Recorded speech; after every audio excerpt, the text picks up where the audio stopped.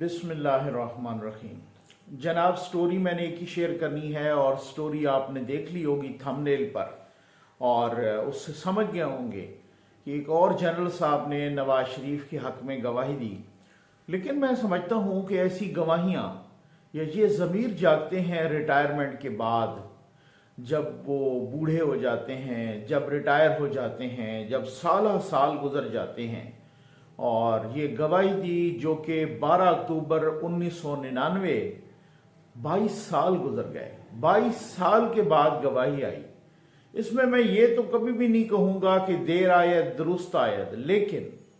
एक तरह से आप कह भी सकते हैं। उसकी वजह यह है कि चलें,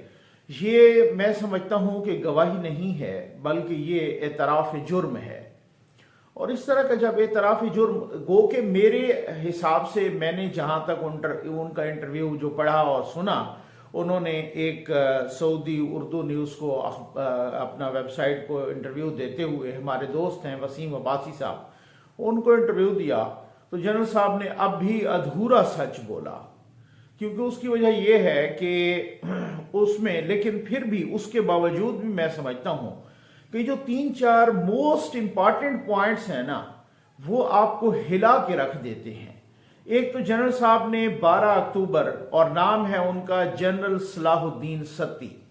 और उनका नाम इंपॉर्टेंट क्यों है, उनकी अहमियत क्या है, ये इस वजह से समझना अहम है कि वो उस वक़्त यानी 12 अक्टूबर 1999 को, जबकि एक जमहूरी हुकूमत का तख्ता उल्टा गया,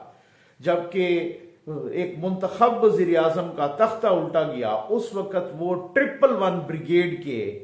इंचार्ज थे, ब्रिगेडियर थे, और वो 111 ब्रिगेड के कमांडर थे। ठीक, जनरल सलाहुद्दीन सत्ती साहब। ये भी मैं आपको बताता चलूं कि 111 ब्रिगेड की ये ड्यूटी में आती है, ये चीज़ उनके फ़राइज़ में शामिल हैं कि वो प्रेसिडेंट ऑफ पाकिस्तान और प्राइम मिनिस्टर हाउस और इन सारी बिल्डिंग्स की हिफाजत करें। मतलब ये एक सितम ज़रीफ़ी है कि जिनकी ज़िम्मे उनकी हिफाजत आती है वही शब खून मारते रहे और वही जनाब जाके जमहूरियत को कत्ल करते रहे। ये भी एक बदकिस्मती है। गो कि उन्होंने खुद कह दिया कि ये बहुत ही बड़ी बदकिस्मती है। ये 3-4 पॉइंट्स मैं डिस्कस करूंगा, आप सुनेंगे तो आपके रोंगटे खड़े हो जाएंगे। एक तो जनरल सलाहुद्दीन सत्ती साहब, जो कि उसके बाद चीफ ऑफ जनरल स्टाफ भी रहे, जो कि आमतौर पे आर्मी चीफ के बाद GHQ में सबसे बड़ा ओहदा समझा जाता है, या यूं समझ लें कि सबसे अहम ओहदा समझा जाता है आर्मी चीफ के बाद। ठीक है, चीफ ऑफ जनरल स्टाफ वो गालिबन 2006 से 2008 तक रहे, जब मुशर्रफ साहब के ज़माने में। उस वक़्त ये ब्रिगेडियर थे। उन्होंने एक तो बताया उस वक़्त के सारे हालात और वाक़ियात, फिर कहा कि ये अनफॉर्चुनेट है और नवाज शरीफ साहब के मुतालिक अपनी राय दी। एक उन्होंने ये भी कहा कि जनाब के उस वक़्त यानी कि बेनज़ीर साहबा की जब हुकूमत का तख्ता उल्टा गया था तो उससे मुतालिक भी उन्होंने कुछ बातें की। तो ये जनरल साहब ने ये 3-4 बातें बड़ी अहम की, इस पर बात करनी है। जनरल साहब पहले तो ये कह रहे हैं कि मैं उस वक़्त 111 ब्रिगेड का सरबराह था, ब्रिगेडियर थे, और उन्होंने कहा कि जनाब वहाँ से मुझे बुलाया गया जब सियाचिन से, और सियाचिन से बुलाया गया, और जनाब फिर उसके बाद जब यहाँ पर मुझे ड्यूटीज़ दी गई और 111 ब्रिगेड का सरबराह बनाया गया, तो उस वक़्त एक ख़बरें आम थीं कि जनाब इस तरीके से कि हुकूमत और फ़ौज में कोई बहुत ही चपकलिश चल रही है। जी हाँ, वो हमें भी याद है कि प्रिंट मीडिया था, ज़ाहिर है उस वक़्त इलेक्ट्रॉनिक मीडिया तो था नहीं, ना ही कोई सोशल मीडिया था, तो अखबारात में वो चलती थीं और इस तरह से वो चहमेगोइयाँ हो रही थीं, और वो चहमेगोइयाँ फिर सही सच साबित हुई। ठीक, और जनरल साहब ने बहुत ही अहम इंकशाफात भी किए। जनरल साहब ने एक ये भी कहा कि जनाब उस वक़्त ये 12 अक्टूबर मेरी पैदाइश का दिन भी है, यानी मेरी सालगिरह का दिन भी है। जनरल साहब ने इस बात से भी, मैंने कहा ना कि ये 3-4 पॉइंट्स जो उनके इंटरव्यू से मैंने निकाले, ये इसको मैं डिस्कस करूंगा। जनरल साहब ने ये भी, हमें याद है जनाब उस वक़्त ये अखबारात में कोट भी हुआ था कि अल्लाह बख्शे मियाँ मोहम्मद शरीफ साहब, यानी नवाज शरीफ साहब, शहबाज शरीफ साहब के वालिद साहब, वो उस वक़्त हयात थे। जब उन्हें ये पता चला तो उस वक्त उन्होंने اپنے بیٹوں کے ساتھ جنرل پرویز مشرف صاحب کی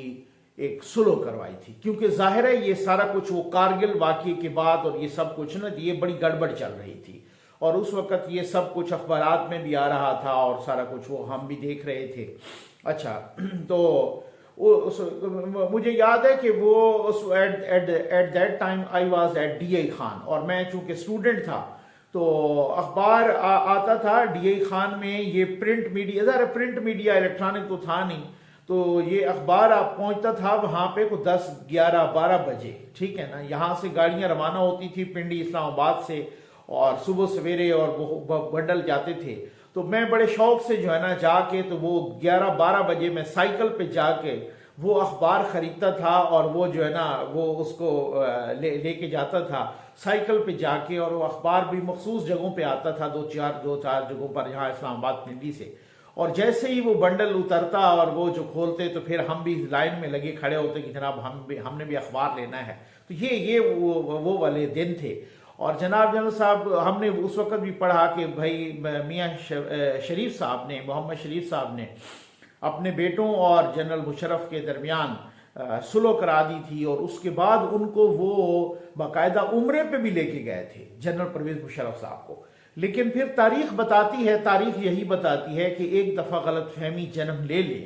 ایک دفعہ جو دراڑ پیدا ہو جائے تو وہ اس خلیج کو کوئی نہیں پاٹ پاتا، پھر اس کے بعد وہ خلیج بڑھتی ہی جاتی ہے، اور وہ ایسے ہی ہوا، وہ خلیج بڑھتی گئی، اور پھر اس کے بعد وہ 12 اکتوبر 1999 کا بدقسمت دن آیا، جس کو جنرل صلاح الدین ستی صاحب بھی بدقسمت قرار دے رہے ہیں، ٹھیک ہے نا، اور یہ بہت بڑی بدقسمتی تھی، اور انہوں نے اور بہت امپارٹنٹ باتیں کی۔ ایک اور بات جو انہوں نے اہم ترین بات کی، اور وہ یہ بھی کی کہ جناب کے بات یہ ہے کہ اس سے پہلے میں وہاں پہ غالباً وہ سٹاف آفیسر تھے یا کیا تھے، وہاں پر میں رہ چکا تھا بریگیڈیئر سے پہلے، یعنی بریگیڈیئر کے وقت تو وہ 111 بریگیڈ کے 12 اکتوبر 1999 کو تو وہ 111 بریگیڈ کے انچارج تھے نا، وہی 111 بریگیڈ جس کے ذمے وزیر اعظم ہاؤس اور پریزیڈنٹ ہاؤس کی سیکیورٹی ہوتی ہے کہ وہ اس کا تحفظ کریں گے، وہی 111 بریگیڈ کے جوانوں کو ہم نے دیواریں پھلانگتے ہوئے دیکھا، اور وہی 111 بریگیڈ کے جوان وہاں پہ دیواریں پھلانگ کے وزیر اعظم کو وہاں پر گرفتار کرنے گئے، یہ وہ بریگیڈ ہے۔ اچھا، اب اس کے ساتھ ساتھ یہ ہے کہ وہ جناب انہوں نے یہ بھی بتایا اس انٹرویو میں کہ جناب کہ میں چونکہ وہاں پر آلریڈی بھی رہ چکا تھا بریگیڈیئر بننے سے پہلے بھی، تو وہاں پر جب بے نظیر صاحبہ کی حکومت، یہ میرے لیے بھی بڑا امپورٹنٹ ایک بہت ہی اہم بات تھی، انہوں نے کہا کہ جب بے نظیر صاحبہ کی حکومت کا تختہ الٹا گیا، اور وہ فاروق لغاری صاحب نے، وہی فاروق لغاری صاحب جن کو وہ بھائی کہا کرتی تھیں، ٹھیک ہے نا،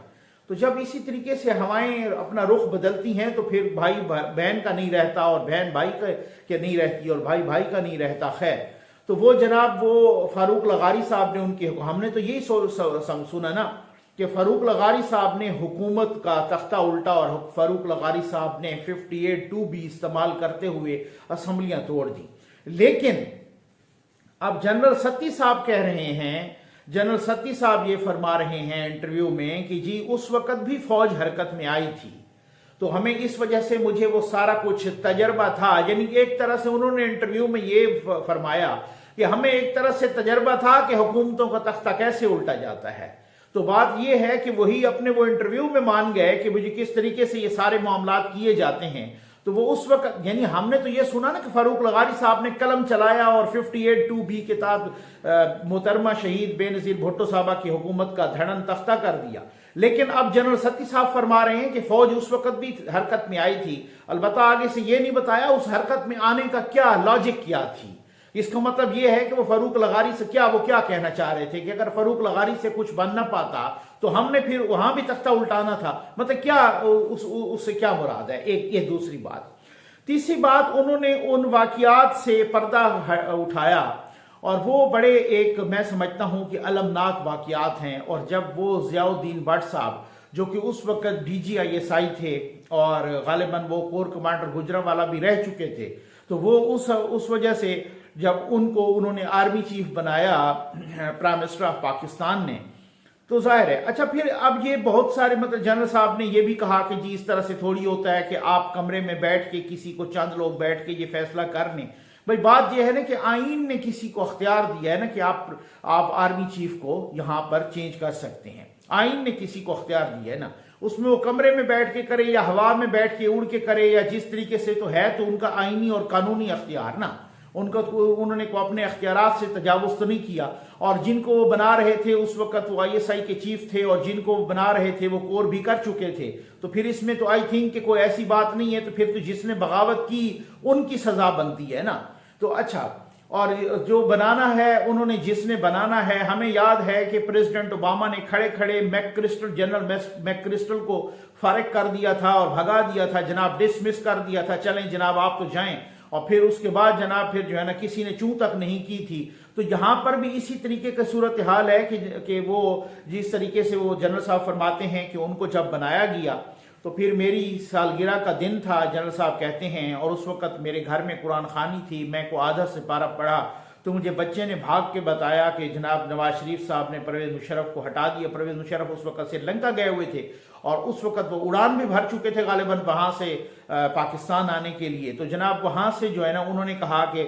اس طرح سے مجھے بچے نے بتایا، میں نے آدھا سپارہ پڑھا، پھر میں نے جنرل محمود سے رابطہ کیا۔ General Mahmood was commander 10 corps at that time, اس وقت وہ راولپنڈی کے کور کمانڈر تھے، تو انہوں نے کہا کہ جناب میں نے ان سے رابطہ کیا اور میں نے کہا کہ جی ہمیں کیا کرنا ہے۔ کچھ دیر کے بعد مجھے جنرل محمود کی کال آ گئی اور انہوں نے مجھے کہا کہ آپ PTV بھیج دیں، کیونکہ آپ جو ہے نا اس طریقے سے وہاں پہ رکوائیں نشریات، یہ خبر رکوائیں، ٹھیک ہے نا۔ تو پھر جب PTV جب نوجوان گئے تو کہتے ہیں کہ جناب اس وقت بھی جو ہے نا وہ جو وہاں پہ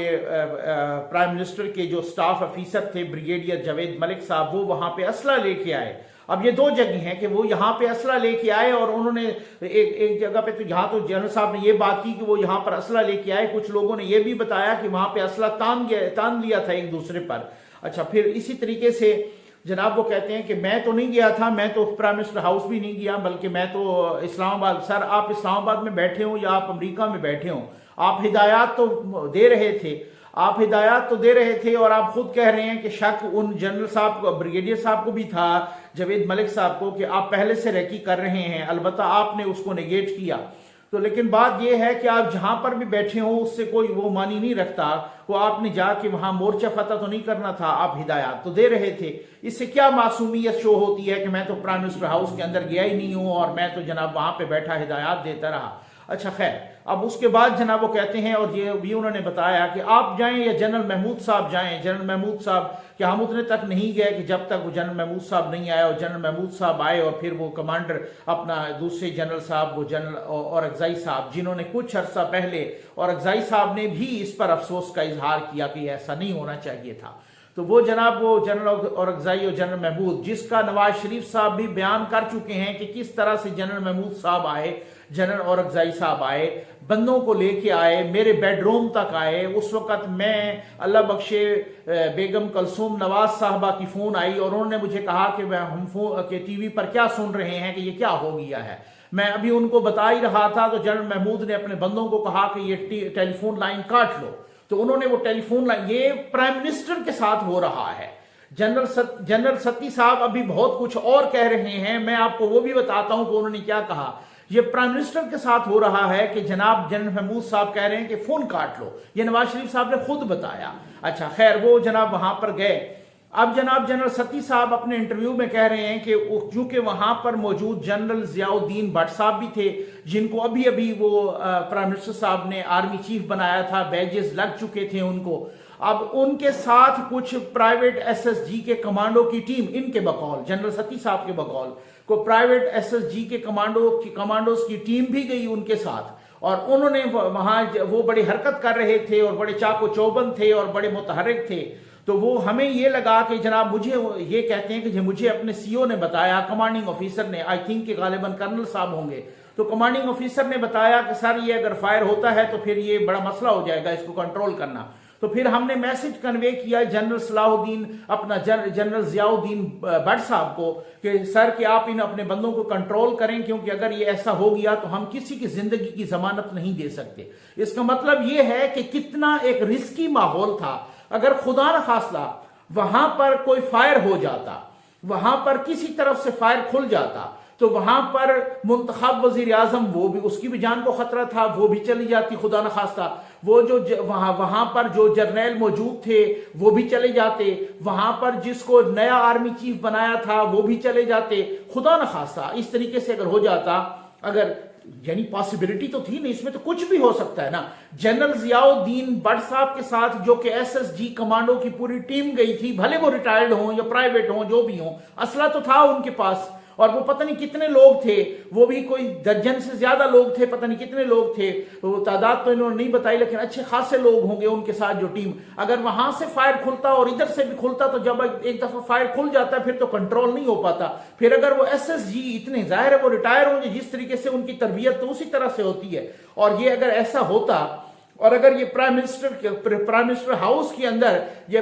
اسلامی جمہوریہ پاکستان کے پرائم منسٹر ہاؤس کے اندر، وزیر اعظم ہاؤس کے اندر اس طرح سے خون کی ندیاں بہتی تو اس کا ذمہ دار کون تھا؟ پھر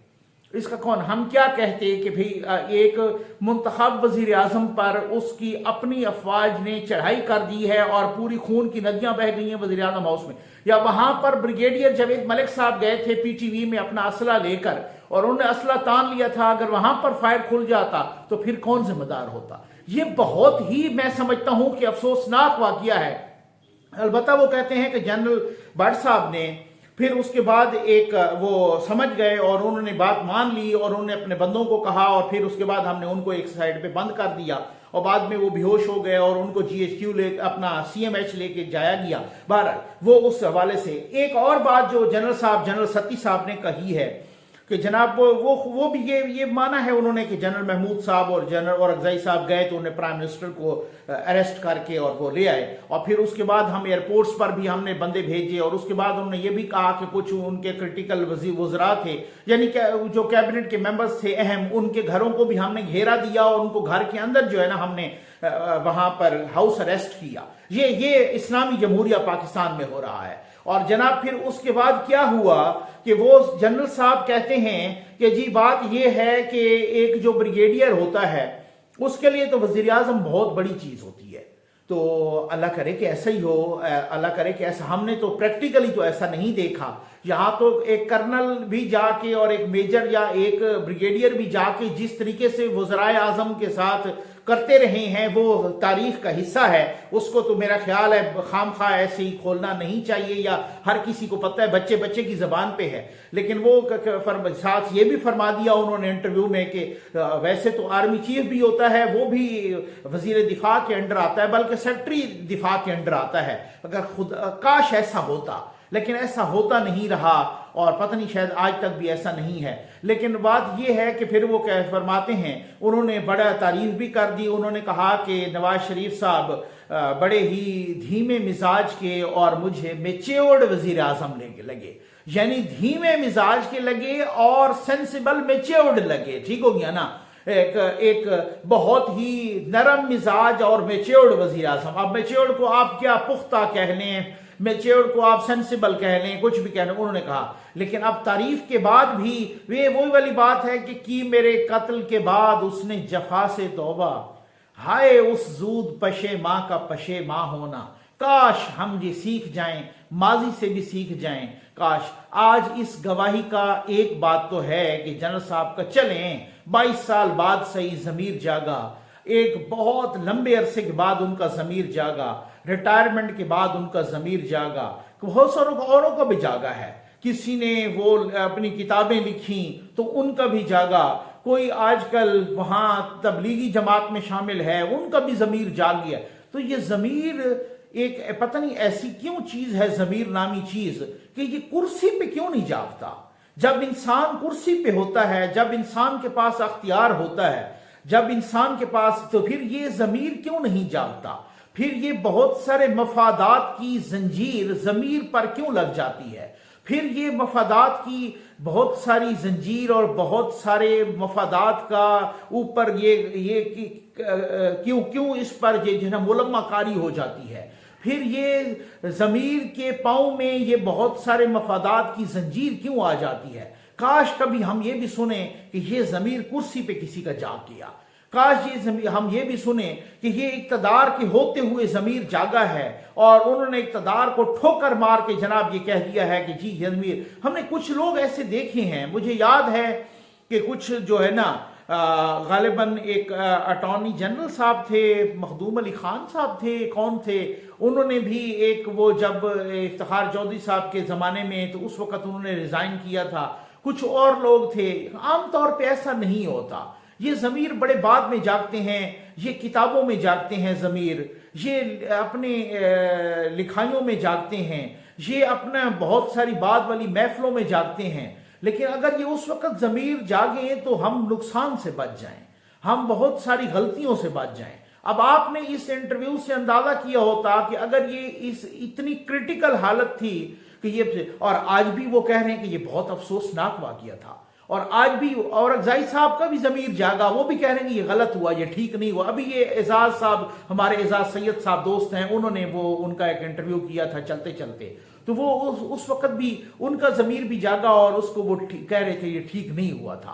गालिबन इसी तरह के अल्फाज थे। तो ये उम्मीद आपको वीडियो पसंद आई होगी। आपका बहुत बहुत शुक्रिया।